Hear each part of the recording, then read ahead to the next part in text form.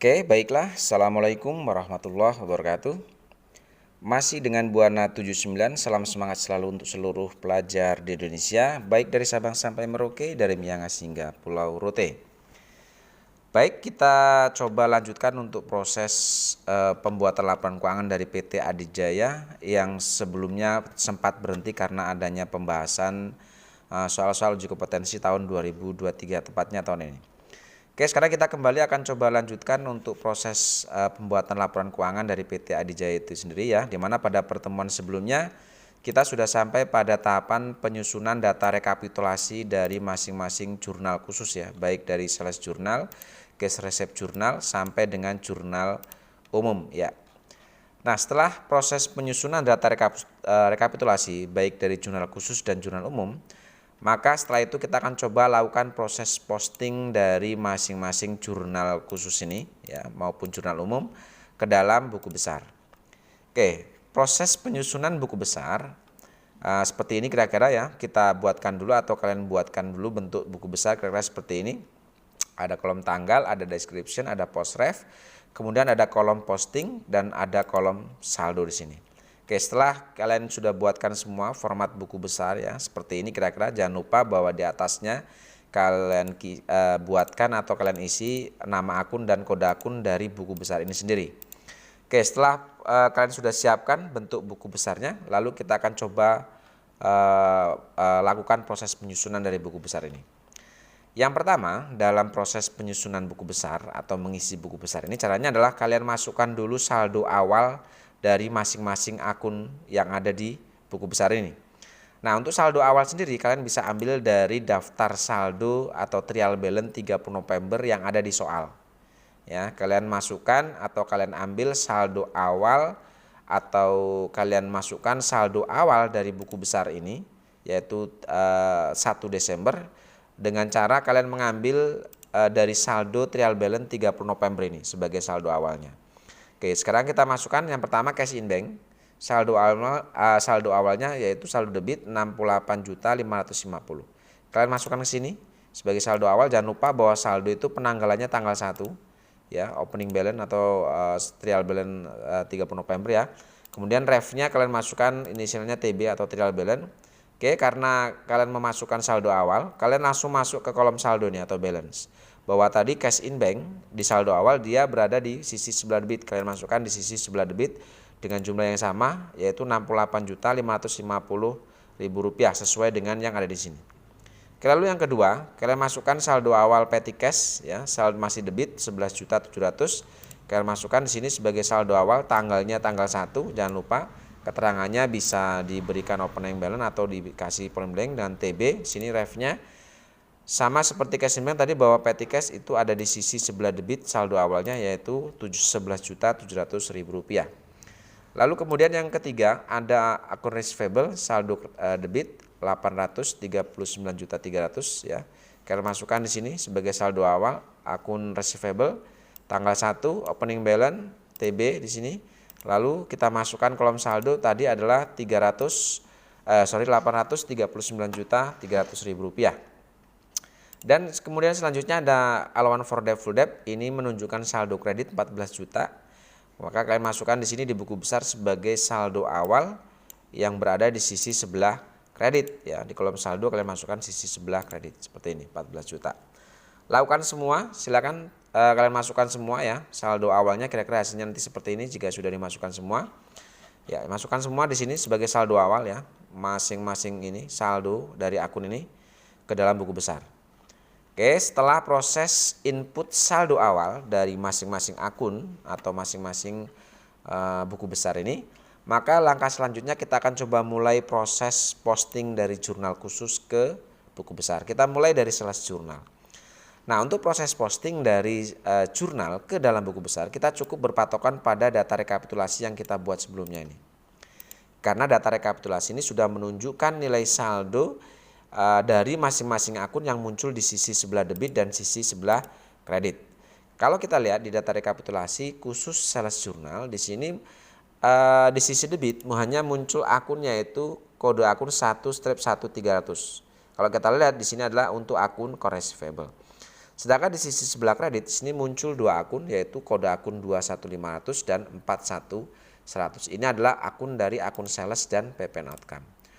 Oke, sekarang kita mulai proses postingnya dari data rekapitulasi jurnal sales ini atau sales jurnal ke dalam buku besar.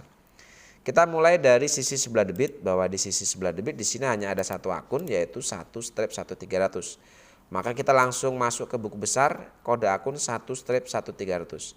Di sini kalau kita lihat bahwa 1/1300 ini adalah untuk akun receivable. Oke, cara postingnya dari sales jurnal ini ya ke dalam buku besar, kita masukkan di sini keterangannya atau tanggalnya, jangan lupa tanggal 31 ya. Untuk proses posting dari jurnal ke dalam buku besar kita gunakan tanggal 31 karena akhir periode.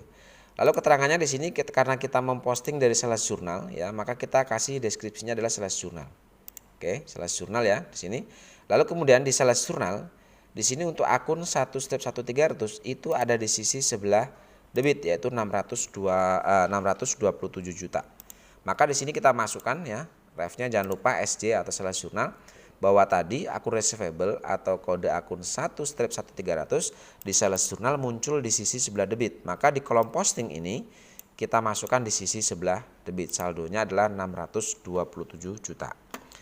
Oke, setelah proses posting dari sales jurnal ke buku besar ini selesai, maka kita masuk ke kolom saldo. Sekarang kita perhitungkan dengan saldo dari receivable.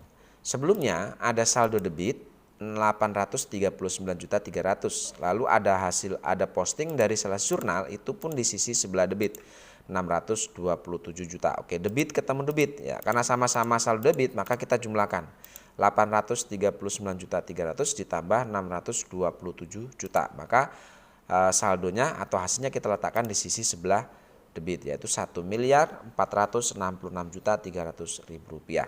Oke. Lalu kemudian kita masuk ke posting yang sisi sebelah kredit. Di sini ada dua akun. Kita mulai dari akun 21500. Maka kita masuk ke buku besar, kita cari kode akun 21500.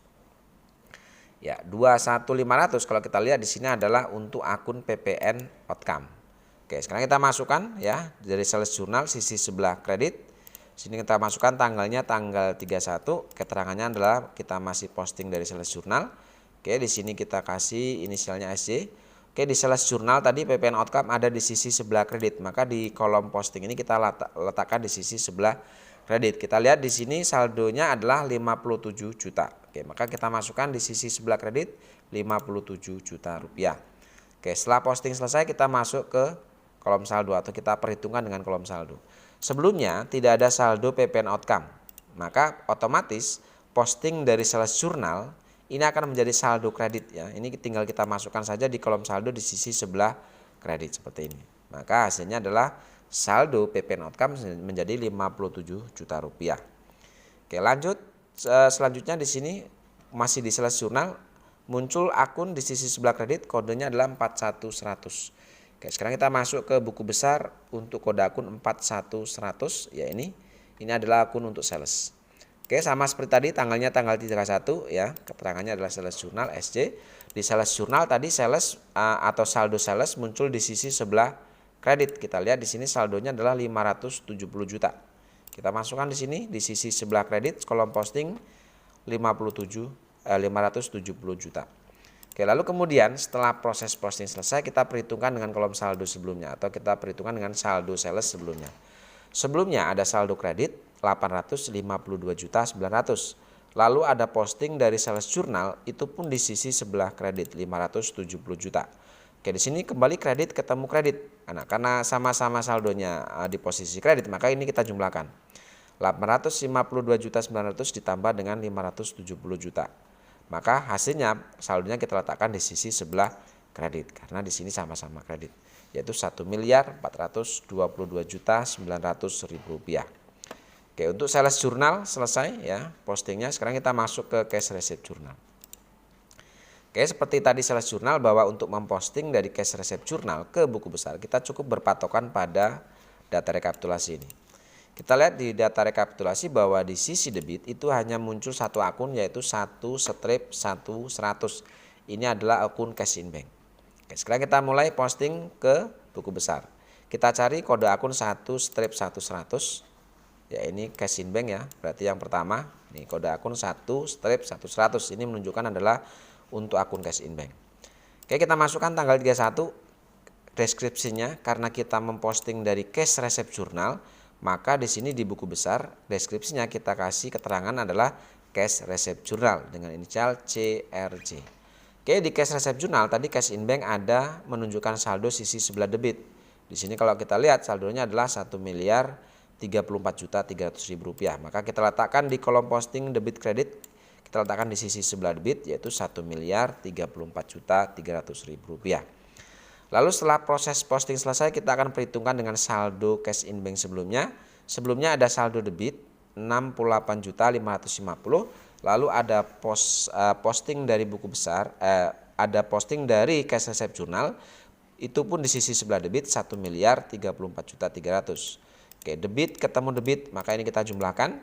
Maka hasilnya kita letakkan sebagai saldo debit yaitu 1.102.850.000 rupiah.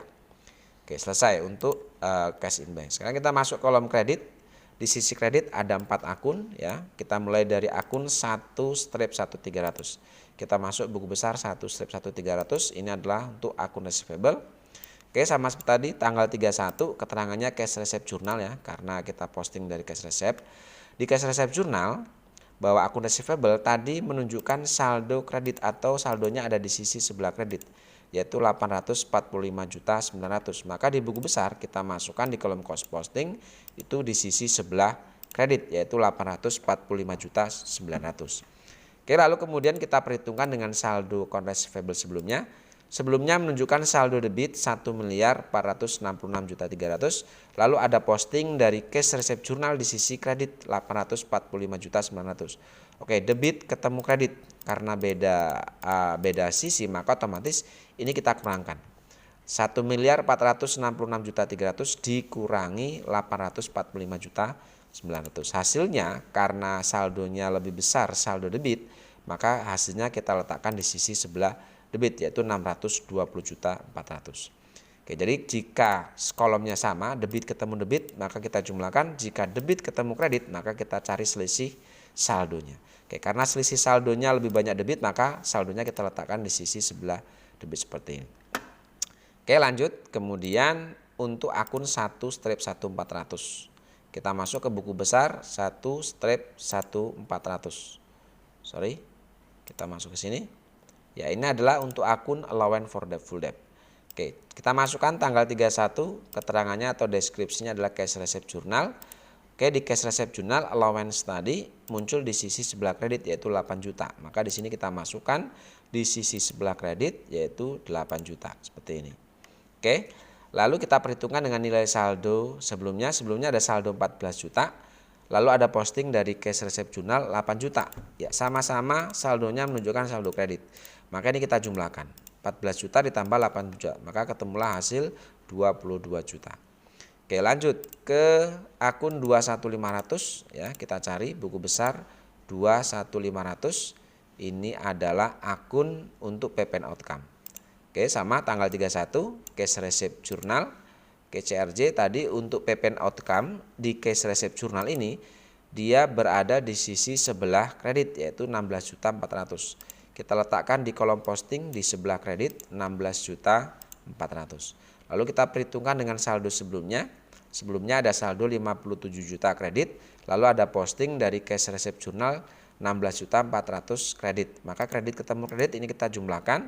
57 juta ditambah 16.400.000, maka hasilnya kita letakkan di sisi sebelah kredit 73.400.000 rupiah. Oke, terakhir di sini untuk akun 41100 ya.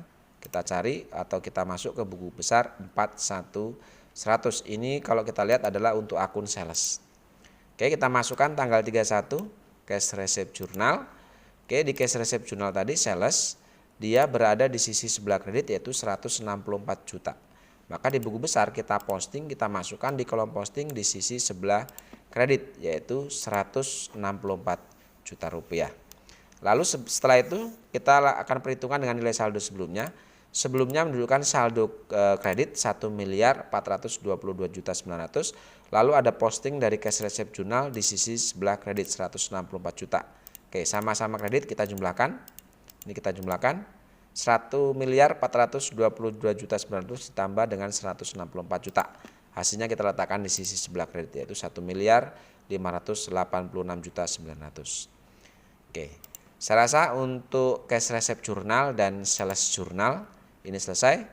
Dan untuk purchase journal, kemudian untuk cash disbursement journal dan general journal, silakan kalian lanjutkan, caranya sama seperti tadi ya. Maka kalian posting ke sini semua. Jika sudah kalian posting, maka kira-kira hasilnya untuk buku besarnya seperti ini. Ya, cash in bank menunjukkan saldo akhir debit 317.850, petty cash masih utuh dengan saldo awalnya 11.700.000. Lalu account receivable menunjukkan saldo 31 Desember itu adalah saldo debit 583 juta rupiah dan seterusnya. Ini adalah kira-kira hasil akhir setelah proses posting dari sales journal, cash receipt journal, purchase journal, cash disbursement dan general journal ini sudah kalian lakukan semua, maka kira-kira hasilnya seperti ini. Oke, baik, setelah semua dari jurnal khusus maupun jurnal umum kalian posting semua, maka langkah selanjutnya setelah buku besar ini selesai, maka kita akan masuk ke dalam proses tahapan pembuatan atau penyusunan trial balance 31 Desember 2012. Baik, sekarang kita masuk ke dalam bagaimana cara menyusun trial balance 31 Desember ini. Oke, bentuk trial balance seperti ini kira-kira ya kolomnya. Nah, di sini ada kolom akun number, ada akun name, ada debit kredit. Nah, untuk akun number dan akun name ini silakan kalian masukkan nama akun dan kode akun ya, disesuaikan. Kalian bisa lihat di daftar akun, kita masukkan. Kalian masukkan kira-kira nanti seperti ini hasilnya ya. Jadi daftar kode akun dan nama akun ini bisa kalian ambil dari atau kalian masukkan dari daftar akun, atau bisa juga kalian pindahkan dari buku besar ini. Ya, cash in bank, petty cash, account receivable dan seterusnya kalian urutkan sesuai urutannya di sini. Oke, setelah kode akun dan nama akun ini kalian masukkan ya sesuai dengan urutannya yang ada di daftar akun, maka sekarang kita masukkan untuk saldo akhir masing-masing buku besar ini. Kita akan lakukan rekap untuk saldo akhir dari masing-masing buku besar ini ke dalam trial balance ini. Oke, caranya kita mulai dari cash in bank. Kita lihat di buku besar cash in bank ini menghasilkan saldo debit 317.850. Maka di sini kita masukkan ke trial balance 31 Desember, ini kita masukkan di sisi sebelah debit dengan jumlah yang sama yaitu 317.850.000 rupiah ya, seperti ini. Lalu petty cash menunjukkan saldo debit 11.700.000, maka kalian masukkan di sini di sisi sebelah debit 11.700.000. Lalu yang ketiga ada account receivable menunjukkan saldo debit ya, saldo akhir yaitu 583 juta. Kalian masukkan di sini di sisi sebelah debit ya, 583 juta. Lalu kemudian untuk allowance for debt full debt menghasilkan saldo akhir buku besar di sisi sebelah kredit 22 juta. Kalian masukkan di sini di sisi sebelah kredit 22 juta rupiah seperti ini. Oke, lakukan seperti itu ya. Kalian ambil saldo akhir masing-masing buku besar ini merchandise di sisi debit, kalian masukkan di sisi sebelah debit seperti ini. Dan seterusnya, kalian masukkan semua saldo akhir ini ke dalam trial balance 31 Desember. Maka hasilnya nanti setelah kalian masukkan semua, kira-kira hasilnya seperti ini. Ya, seperti ini hasilnya. Oke, setelah kalian masukkan semua hasilnya, lalu kalian jumlah sisi debit dan sisi kreditnya. Di sini kalau kita lihat didapatkan hasil untuk debit dan kredit ini 2.938.020.000 rupiah. Sisi debit dan sisi kredit hasilnya balance. Oke, saya rasa itu ya untuk kelanjutan dari pembahasan laporan keuangan dari PT Adijaya. Setelah ini kita akan coba lanjutkan pada proses pembuatan atau menyusun jurnal penyesuaian dari PT Adijaya. Terima kasih, salam semangat. Assalamualaikum warahmatullahi wabarakatuh.